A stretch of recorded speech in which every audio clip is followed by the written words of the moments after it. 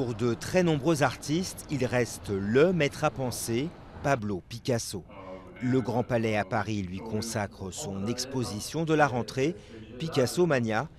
Il le disait de lui-même, il avait la manie de dessiner et de peindre jour et nuit.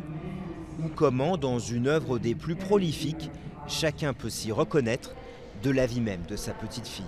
Picasso, c'est un artiste tellement énorme qu'on a envie de le partager.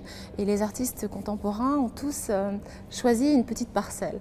Donc on a pu retracer ce propos en fait, à travers différentes périodes, différents thèmes, qui permettent de comprendre que Picasso était toujours un sujet de renouvellement. Mais lui-même d'ailleurs avait appris de ses prédécesseurs.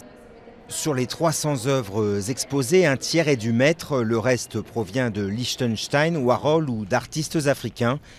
Toute une salle pour les demoiselles d'Avignon et leur héritage. Une œuvre cubiste qui marque le début de l'art moderne, tout en introduisant l'art africain dans sa facture. De quoi interloquer un artiste afro-américain comme Robert Colescott dans ses Demoiselles d'Alabama. Et ce que représentent les Demoiselles pour un artiste qui a grandi enfant dans l'Alabama, qui était encore ségrégationniste à l'époque, vous imaginez que c'est un tableau qui peut être un peu choquant, dérangeant.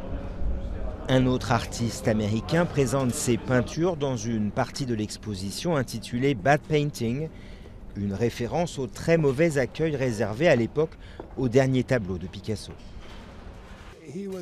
Il était très prolifique et je suis très prolifique moi aussi, car je ne me prive d'aucune inspiration.